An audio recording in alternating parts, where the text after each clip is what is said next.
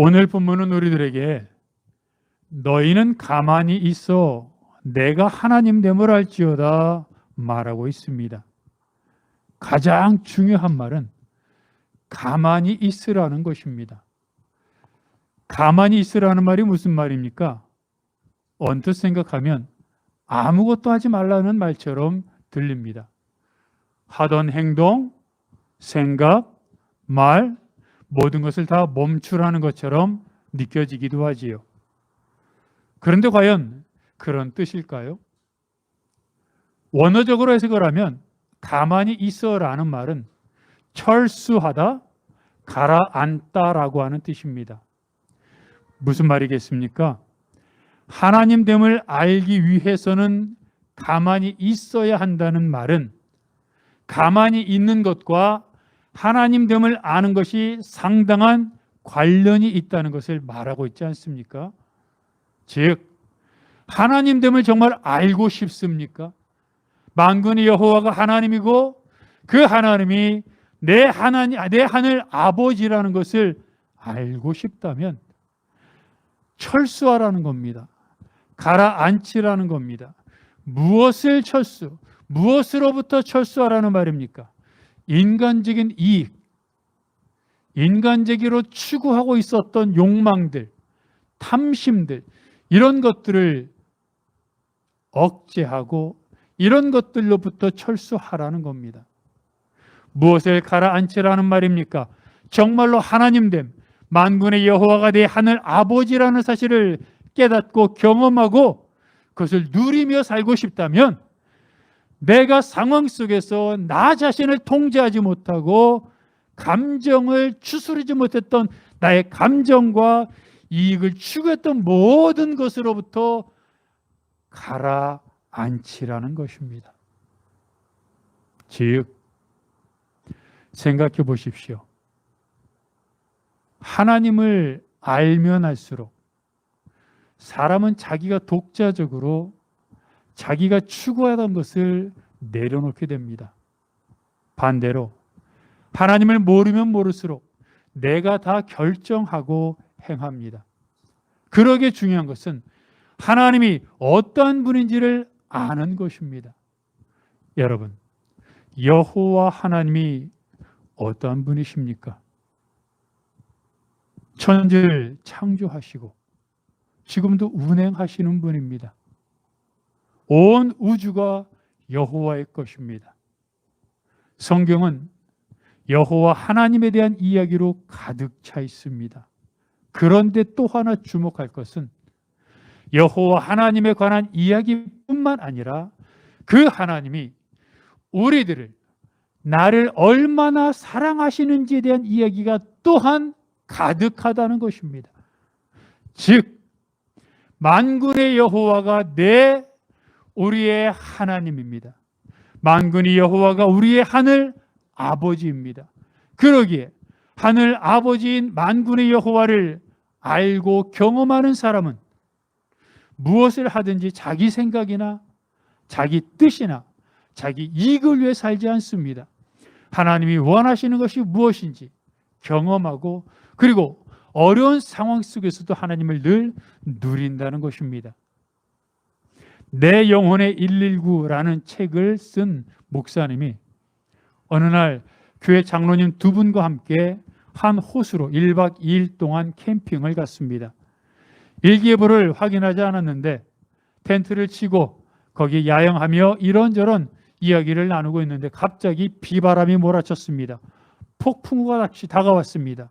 시속 60에서 70km 정도 되는 무서운 비바람이 불어닥쳤습니다. 그리고 텐트 바로 앞에 벼락이 치기까지 했습니다. 상상이 가십니까?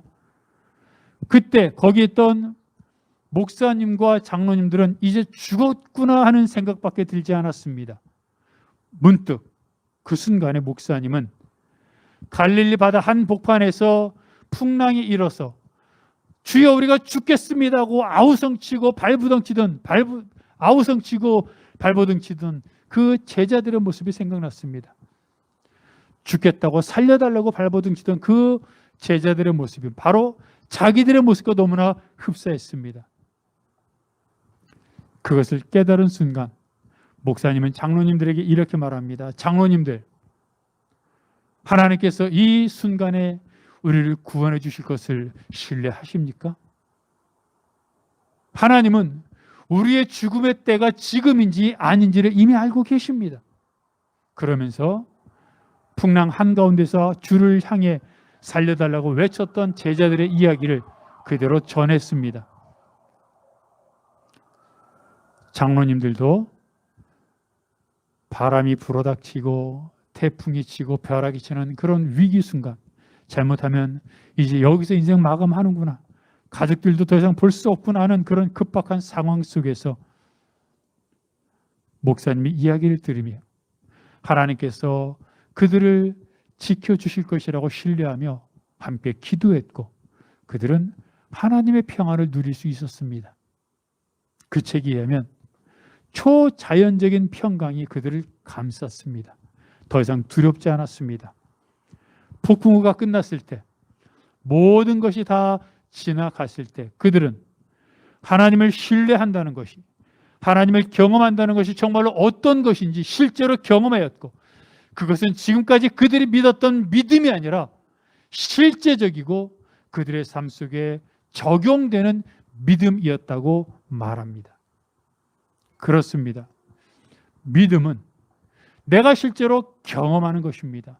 어떤 삶이 현장 속에서 경험하는 겁니까? 오늘 본문이 무엇을 말하고 있습니까? 여러분, 우리가 사는 세상 얼마나 힘들고 어렵습니까? 햇볕이 강하게 내리쬐다가도 갑자기 비바람이 몰아닥칩니다. 어떨 때는 가뭄이 닥치는데 반대로 홍수가 밀어닥치기도 합니다. 그런 모습을 오늘 보면 시편 46편 2절과 3절은 이렇게 말을 하고 있습니다. 쉬운 성경입니다. 그래서 우리는 땅이 흔들려도, 산들이 바닷속으로 무너져 내려도, 바닷물이 넘실거리고 파도가 치고 사나운 바다에 산들이 흔들려도 두려워하지 않을 것입니다. 여러분, 2절과 3절의 상황만 생각해 보십시오. 땅이 흔들립니다.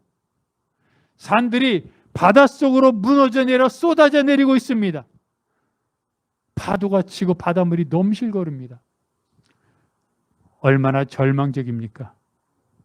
얼마나 무섭습니까? 얼마나 두렵습니까? 그런데 더 무서운 것은 그런 급박한 상황 속에서 내가 할 수 있는 것이 없다는 겁니다. 산이 흔들리고 바닷물이 넘치고 파도가 치고 비바람이 불어닥치는데 그것을 막아내기 위해 내가 할 수 있는, 아무리 열심히 노력하고 애써도 그 상황 속에서 벗어날 수 있는 방법이 더 이상 아무것도 없다는 것을 내가 깨닫는 순간 느끼게 될 무력감, 무능함, 답답함, 자기 자신에 대한 분노, 현 상황에 대한 그 불평의 마음은 누구나 경험했을 것입니다. 그런데 2절과 3절은 뭐라고 말하고 있습니까? 그렇게 산이 흔들리고 바닷물이 불어닥치고 파도가 쳐도 우리는 두려워하지 않을 것이다 라고 말합니다. 그렇게 힘들고 어려운 상황 속이니 우리는 너무 힘듭니다, 제발 우리를 구해 주십시오 라고 말하는 것이 정상인데, 우리는 두려워하지 않는다고 오히려 반전의 이야기를 하고 있습니다. 왜 그렇습니까? 그것은 1절에서 이렇게 말하고 있기 때문입니다. 하나님은 우리의 피난처시요 힘이시니 환난 중에 만날 큰 도움이시라. 그렇습니다. 시편의 저자는 산이 흔들리고 파도가 치고 바닷물이 넘실거리고 산이 바다에 쓸려 밀려 내려가는 그런 엄청난 격동의 순간 속에서도 환난 속에 피난처가 되시고 도움이 되시고 힘이 되시는 하나님을 이미 알고 경험했기에 그 하나님을 생각하면 이까지 어려운 재앙은 더 이상 두려운 존재가 아니라는 것입니다. 바닷물 위를 걷던 베드로가 파도가 넘실거리는 것을 보고 두려웠습니다. 그랬더니 갑자기 몸이 바다에 빠져버렸습니다. 얼마나 무서웠겠습니까? 얼마나 겁이 났겠습니까? 주를 향하여 살려달라고 외쳤습니다. 그랬더니 주님이 베드로에게 다가와 손을 잡아 끌어내 주셨습니다. 여러분, 그 짧은 순간에 베드로가 느꼈을 두려움과 절망과 이제 죽는구나 했던 그런 겁나는 상황과 오히려 주님이 다가오셔서 그를 잡아주셨을 때 안도와 평안과 감사의 마음, 이게 바로 믿음이라는 겁니다. 이게 바로 머릿속의 믿음이 아니라 내 삶 속에 적용되는 내가 실제로 경험한 믿음이라는 것입니다. 나인성에 살고 있는 과부는 남편과 사별하고 아들과 살고 있었습니다. 그런데 아들이 갑자기 죽고 말았습니다. 세상을 다 잃은 것 같았지요. 아들의 장례를 치르면서 같이 가지 못해 목 놓아 울었을 것입니다. 아니 어쩌면 아들의 장례는 다 치르고 나서 아들 따라 가려고 했을지도 모릅니다. 그런데 그 장례식에 예수님이 나타나셨고 예수님은 그 아들을 살려 주셨습니다. 비통함, 절망, 두려움, 그 상황이 예수 그리스도의 나타나심으로 말미암아 기쁨과 환희로 변했습니다. 그 가정에 베드로가 바닷물에 빠졌을 때, 나인성 과부가 아들의 장례를 마쳤을 때 예수님이 나타나시지 않았다면, 그들이 예수님을 몰랐다면 어쩌면 베드로는 바닷물에 빠져 죽었을지도 모르고 나인성 과부는 평생 우울한 삶을 살았을지도 모릅니다. 그런데 그들의 기쁨과 감사와 평안으로 바뀌게 된 결정적인 계기는 예수 그리스도의 나타나심이었고 경험이었습니다. 성경은 이런 사람들의 수많은 믿음의 경험 이야기로 가득합니다. 사무엘의 어머니 한나를 아시지 않습니까? 그 여인은 남편의 사랑을 받고 있었습니다. 부유했습니다. 원하는 것은 무엇이든 얻을 수 있었습니다. 그런데 그 여인은 늘 지쳐 있었습니다. 마음이 불안했습니다. 기쁨이 없었습니다. 한나에게는 자녀가 없었기 때문입니다. 거기에다가 남편의 다른 부인인 다른 여자가 자녀가 없는 한나를 괴롭힐 때는 정말 죽고 싶을 지경이었습니다.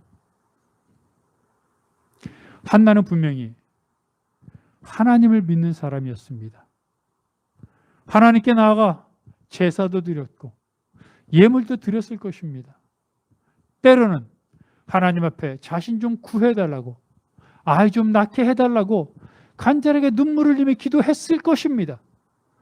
하지만 예배가, 신앙이, 믿음이 한나의 삶을 구원해 주지 못했습니다.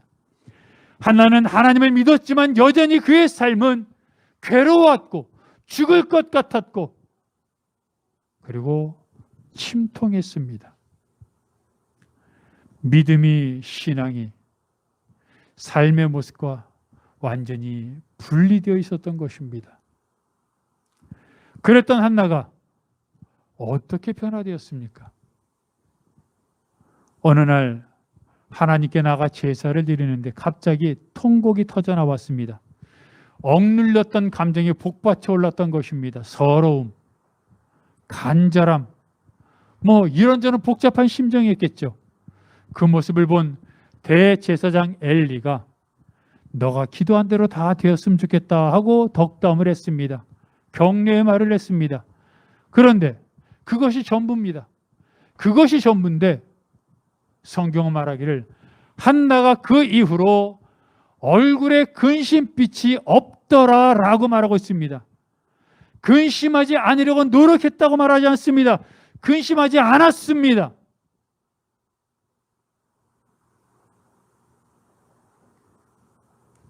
설마 한나가 그때만 통곡하며 기도했겠습니까? 수많은 세월 동안 얼마나 많이 통곡하며 한탄하며 기도했겠습니까? 또 대제사장이 했던 말이 하나님의 응답이었습니까? 아닙니다. 대제사장은 한나가 기도하는 모습을 보고 그래 안타깝구나. 너 소원이 그렇게 통곡하며 기도할 정도니 얼마나 안타까운 일이 있겠어. 너 소원대로 좀 잘 됐으면 좋겠다. 그냥 덕담한 겁니다. 그런데 한나는 그 제사장의 말이 하나님의 말씀으로 들렸습니다. 이게 하나님의 은혜입니다. 똑같은 상황입니다. 똑같은 현실입니다. 똑같은 사람들입니다. 똑같이 기도하다가 절망하고 똑같이 사람들로부터 위로도 받고 또는 그 위로가 위로 같지도 않고 이런저런 상황들이 반복되는데 어느 순간인가 그 상황 속에 있는 말씀이 하나님의 말씀으로 들리는 것입니다. 그게 은혜고 그게 임재고 그게 하나님의 약속입니다. 그랬더니 한나는 더 이상 근심하지 않았습니다. 왜요? 하나님이 말씀하셨거든요.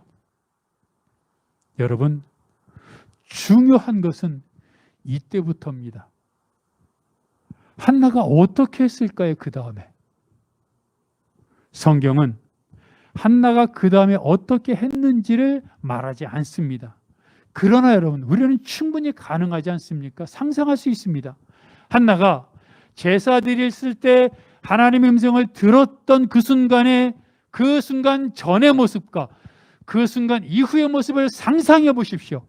그 전에는 어떤 방법을 통해서라도 아이를 낳으려고 애를 썼습니다. 당연한 것 아닙니까? 돈도 많았습니다. 병원, 한의원, 민간요법 또는 속설, 그냥 할 수 있는 어떤 사람이 아들을 낳았다 그러면 우리 민간요법의 속설에 있는 것처럼 뭐 속옷도 갖다 입기도 하고 이것저것 다 했을 것입니다. 왜요? 아이를 낳는 것이 목적이거든요. 아이를 낳는 것이 인생의 전부거든요. 이러다 보니 어떻게 됩니까? 처음에는 하나님께 기도하며 방법을 찾습니다. 하나님을 믿는 사람이니까. 그런데 아이를 낳는 방법을 자꾸 애쓰고 병원을 찾아다니고 의사를 찾아다니고 민간요법을 구하고 이런저런 방법을 다 쓰다 보면 어느새인가 하나님 앞에 나아가 기도하며 하나님께 간구하는 마음을 잃어버리기 시작합니다. 아이를 낳는 방법에 집중하다 보면 아이를 낳는 게 전부가 되어버리고 그게 온 나의 세상이 되어버리고 그것이 인생의 목적이 되어버리고 심지어는 신앙조차 아이를 낳는 수단으로 전락해버리고 맙니다. 그러나 한나가 하나님의 응답을 듣고 확신을 받은 후에는 어떻게 했겠습니까? 그렇다고 아이를 낳는 방법을 시도하지 않는 것은 아니죠. 하지만 기본적으로 아이를 낳기 위해 할 수 있는 방법은 쓰되 이전처럼 아이를 낳는 것이 인생의 목적인 것처럼 모든 것을 거기에 투자하고 전념하고 심지어 집착하는 삶은 떠나버렸을 것입니다. 왜냐하면 하나님이 확신과 평안을 주셨기 때문입니다. 내가 하는 것이 아니라 하나님이 하시는 것이라는 확신을 가졌기 때문입니다. 하나님이 확신을 주셨는데 왜 인간적인 방법을 자꾸 동원을 합니까? 하나님이 허락하시는 방법 안에서 하나님을 바라보며 살아가는 모습을 한나는 분명히 취했을 것입니다. 그렇습니다. 어디를 바라보느냐 하는 것입니다. 무엇을 바라보느냐에 따라 달라집니다. 아이를 바라보면 아이가 세상의 전부가 되어버립니다. 그래서 아이를 낳게 해주면 하나님이 살아계신 것이고 아이를 낳지 못하게 하시면 하나님은 살아계시지 않은 것입니다. 아이를 낳기 위해서라면 모든 것을 다 버려도 좋습니다. 그러나 아이가 아닌 하나님을 바라보기 시작하면 모든 주권이 하나님께 있음을 깨닫게 됩니다. 내가 아무리 애를 써도 또는 내가 관심을 가지지 않아도 하나님이 원하시면 되고 하나님이 원하시지 않으면 안 된다는 사실을 믿고 확신하고 그 안에서 평강을 누리게 됩니다. 그래서 사람들이 자꾸 혼동하고 착각하는 부분들은 하나님으로부터 시작했다가 자꾸 그것이 나도 모르게 가족에게로 시선이 옮겨지고 하나님으로부터 시작했다가 그것이 물질로 시선이 옮겨지고 하나님으로부터 시작했다가 내가 힘드니까 내 건강으로 시선이 옮겨지고 자꾸 시선의 촛대가 바뀌는 것에 문제가 있는 것입니다. 오래전에 우리나라에서 건강 세미나를 열어 많은 인기를 끌었던 이상구 박사가 있습니다. 그는 이전에는 안식교를 믿고 있었는데 34년 동안 안식교를 믿으며 많은 사람들을 안식교로 인도하다가 안식교가 이단인 것을 알고 거기서 탈퇴하고 지금은 복음을 전하고 간증하고 있습니다. 그런데 이상구 박사님이 미국에서 병원을 운영하시는데 그게 사람들에게 인기가 있었습니다. 병원이 잘 됐습니다. 그러니 돈을 많이 벌었죠. 돈을 많이 벌으니 어떻게 되었습니까? 캘리포니아 같은 경치 좋고 물 좋고 산 좋고 살기 좋은 곳에 여러 채의 별장을 구입을 했습니다. 그러지 않았겠습니까? 한 채는 별장을 바닷가에 구입하고 바닷가에 있는 별장을 구입하고 한 채는 산에 있는 별장을 구입하고 또 한 채는 또 저기 구입하고 이렇게 하지 않았겠습니까? 그래서 힘들 때마다 여러 채의 별장이 있으니까 바다에 가고 싶으면 바닷가에 있는 별장, 산에서 쉬고 싶으면 산에 있는 별장 이렇게 저렇게 쉬고 좀 편안한 생활을 했습니다. 그런데 이렇게 하다가 문득 이런 생각이 났답니다. 이러다가 죽으면 어떻게 하지? 자동차, 집, 병원, 그 많은 재산, 내가 지금 이 풍요로운 것을 다 누리고 즐기고 있는데 이러다가 빨리 죽으면 안 되는데 다 오래 살아야 되는데 이런 생각이 들고 자기도 모르게 별장과 집과 자동차와 물질에 집착하게 되더라는 겁니다. 복음을 전하던 사람이었습니다. 간증하며 어떻게든 사람들에게 그리스도에게 돌아오도록 간증하고 전도하는 사람이었습니다. 그런데 본인 스스로의 말처럼 편안한 삶을 누리다 보니까 별장을 여러 채 갖고 있다 보니까 정말 남부럽지 않은 생활을 하다 보니까 거기에 익숙해져서 복음을 바라보던 시선이 별장을 바라보고 자동차를 바라보고 더 오래 살고 싶다는 욕망을 바라보게 되더라는 겁니다.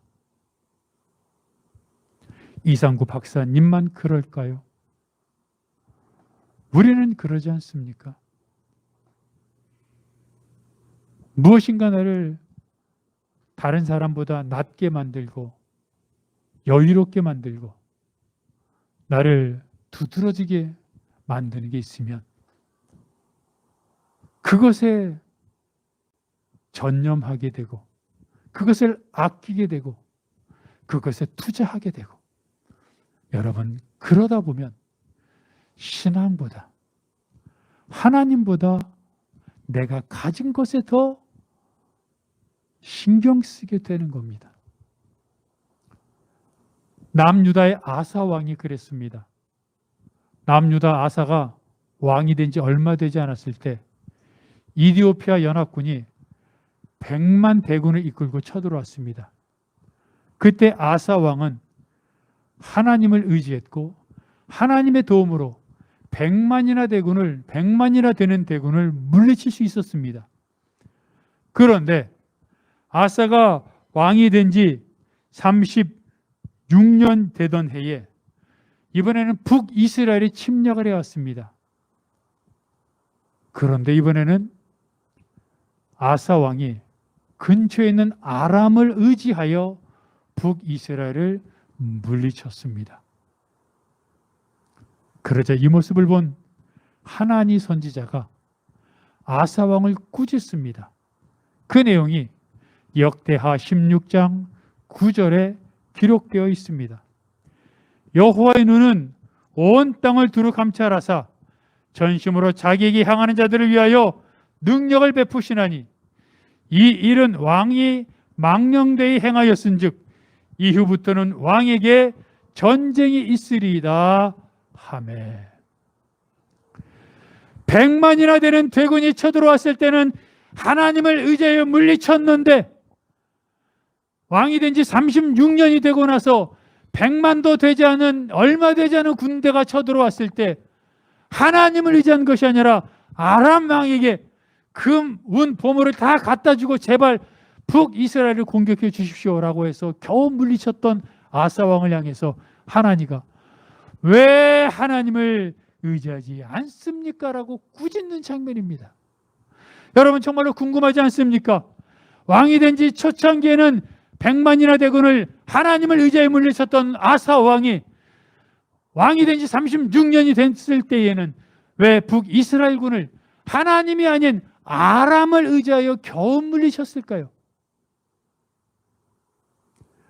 왕이 된 초창기에는 백성들을 신앙으로 이끄는 선한 왕이 되겠다는 초심을 가졌습니다. 그래서 그때는 이방 신들에게 제사 드리는 산당도 제거하고 이방 신상들을 깨부셨습니다. 깨뜨렸습니다. 이 모습을 보고 하나님이 남유다에 평화를 주셨습니다. 남유다에 평화가 임한 것입니다. 그런데 세월이 흘렀습니다. 왕이 된 지 36년이 될 정도로 태평성대가 이루어졌습니다. 그랬더니 여호와를 섬기고 백성들을 신앙으로 이끌겠다고 했던 초심은 온데간데 없이 사라지고 하나님이 주신 평화는 자기가 이루어 놓은 업적이 되어버리고 말았습니다. 그리고 하나님을 향한 열심에 집중했었는데 이제는 왕에게 주어지는 권세와 풍요로운 삶에 익숙해지고 말았습니다. 하나님에게 집중했던 아사 왕은 자기도 모르게 안락하고 평온한 삶에 젖어버리고 만 것입니다. 그러니 당연히 군대가 쳐들어왔을 때 하나님을 의지하지 않고 인간적인 방법을 사용한 것은 너무나 당연한 것입니다. 성경은 우리들에게 시편 81편 10절 말씀을 통해서 이렇게 얘기합니다. 나는 너를 애굽 땅에서 인도하여 낸 여호와 내 하나님이니 너의 입을 크게 열라 내가 채우리라 하였으나. 하나님 말씀하십니다. 입을 크게 열어라. 너가 입을 크게 여는 만큼 내가 채워주겠다. 그런데 사람들은 하나님을 향하여 입을 벌리지 않습니다. 사람들을 향하여 아쉬운 소리 합니다. 사람들에게 자랑합니다. 세상을 향하여 입을 벌리고 하나님을 향하여 입을 벌리지 않습니다. 하나님이 아무리 얘기를 해도 사람들은 하나님 앞에 나오지 않습니다. 성경은 또 빌립보서 4장 6절과 7절에서 이렇게 말합니다. 아무것도 염려하지 말고 다만 모든 일에 기도와 간구로 너희 구할 것을 감사함으로 하나님께 아뢰라. 그러면 모든 지각에 뛰어난 하나님의 평강이 그리스도 예수 안에서 너희 마음과 생각을 지키시리라. 아무것도 염려하지 말고 모든 일에 기도하라고 말합니다. 여러분, 이게 얼마나 무한정입니까? 무제한입니까? 아무것도 염려하지 않는 사람이 모든 일에 기도합니다. 근데 모든 것을 염려하는 사람은 아무것도 기도하지 않습니다. 믿는 만큼 기도하고 염려하는 만큼 기도하지 않는 것입니다. 어떤 목사님이 미국에서 유학할 때 일입니다. 유학할 때 너무 힘들어서 미국에서 극빈자 의료 지원을 받고 있었습니다. 그러던 중에 딸을 낳았는데 극빈자 의료 지원을 받고 있는 상황에서 자녀를 낳으면 비자를 갱신해야 되는데 비자 갱신을 잘 안 해주었다고 합니다. 그래서 어떻게 해야 되나 그랬더니 주변 사람들이 자녀를 낳은 것을 서류에 기재하지 말아라. 서류에 기재하면 비자를 갱신해 주지 않으니 서류에 기재하지 말고 그냥 자녀를 낳지 않은 것처럼 비자를 갱신하러 가라 라고 이야기했답니다. 이 목사님 한참 고민했겠죠. 그러다가 나를 유학길로 인도하신 분도 하나님이신데 비자 문제도 인도해 주실 분이 하나님이라고 믿고 자녀 이름을 썼습니다. 한마디로 믿음의 배수진을 친 겁니다. 그리고 미 대사관에 갔습니다. 담당 직원이 서류를 검토하는데 이 목사님이 유학하고 있는 학교 이름에 대해서 꼬치꼬치 캐물었습니다. 목사님은 스탠퍼드, 그 유명한 스탠퍼드 대학에 유학하고 있었는데 이 스탠퍼드 대학의 원래 이름은 릴랜드 스탠퍼드 주니어 대학교라고 합니다. 릴랜드 스탠퍼드 주니어 대학교. 그 원래 정식 이름을 다 썼더니 담당 직원이 무슨 이런 긴 이름이 이름도 없는 시골의 어떤 조그만 대학교인 줄 알고 무슨 이런 대학교를 다니느냐 막 이렇게 저렇게 막 꼬치꼬치 물었다는 겁니다. 까다롭게 구니까 이 목사님이 그 릴랜드 스탠퍼드 주니어 대학교는 그 유명한 스탠퍼드 대학교의 정식 명칭입니다라고 정확하게 가르쳐 줬습니다. 그랬더니 담당 직원이 그 정확한 사실을 깨닫고는 무안해하며 그 다음부터는 무안하니까 뒤에 있는 서류들을 제대로 검토하지도 않고 비자를 갱신해 줬다고 도장을 콱 찍어줬다는 겁니다. 하나님께 감사했다고 합니다. 앞에는 홍해가 있고 뒤에는 애국 군대들이 달려들 때 아무것도 할 수 없을 때 그때 정말로 하나님이 하십니다라고 기도할 때라는 겁니다. 산이 무너집니다. 땅이 흔들립니다. 파도가 치고 바닷물이 넘쳐옵니다. 내가 할 것이 없습니다. 앞에 홍해가 있고 뒤에 애국 군대가 쳐들어옵니다. 내가 뭘 할 수 있습니까? 아무것도 할 수 없습니다. 물질 문제, 건강 문제, 또 이런저런 문제, 큰 것이든 작은 것이든 병이 큰 것이든 작은 병이든 물질이 큰 금액이든 작은 금액이든 갈등이 사람과의 사이에서 일어나는 갈등이든 어떤 다른 현상에서 일어나는 갈등이든 모든 가리지 않습니다. 모든 일에 모든 것에 하나님께 기도하라고 말합니다. 왜요? 하나님은 만군의 여호와이시기 때문입니다. 그 만군의 여호와가 우리의 하늘 아버지입니다. 여호와를 하나님으로 둔 사람, 여호와를 하늘 아버지로 둔 사람은 가만히 있습니다. 가만히 있고 하나님이 나서서 해결해 주심을 믿습니다. 욕심 부리지 않습니다. 하나님이 주권임을 알기 때문입니다. 믿지 못하는 사람이 욕심 부리는 겁니다. 믿지 못하는 사람이 집착하고 내 이익을 위해 다른 사람 걸 뺏는 겁니다. 그러나 하나님의 주권을 믿는 사람은 굳이 그렇게 하지 않습니다. 하나님이 다 보고 계시고 하나님의 환난 중에 만날 피난처요 도움이요 힘이신 걸 알기에 하나님이 나설 것을 아시기에 굳이 나서지 않습니다. 가만히 있습니다. 아무것도 염려하지 않고 기도합니다. 믿음만큼 기도하게 되어 있습니다. 여러분, 오늘 본문 말씀처럼 너희는 가만히 있어 내가 하나님 됨을 알지어다. 하나님의 답답한 마음입니다. 하나님을 믿는다 하면서도 막상 어려움이 생기면, 막상 갈등이 생기면, 막상 이익과 손해의 문제가 생기면, 막상 감정이 치우치면 하나님을 기억하지 않고 생각하지 않고 내가 하고 싶은 대로 하는 그런 신앙의 사람들을 향하여 가만히 있으라. 내가 하나님이다. 내가 모든 것을 주관한다고 말씀하고 있습니다. 이것을 믿고 하나님 앞에 가만히 있어 하나님됨을 인정하며 하나님됨을 경험하며 하나님이 주시는 평안과 담대함으로 이 땅에서 하나님을 누리고 즐거워하며 살겠다고 다시 한번 다짐하는 여러분들이 되시기를 주님의 이름으로 축복합니다.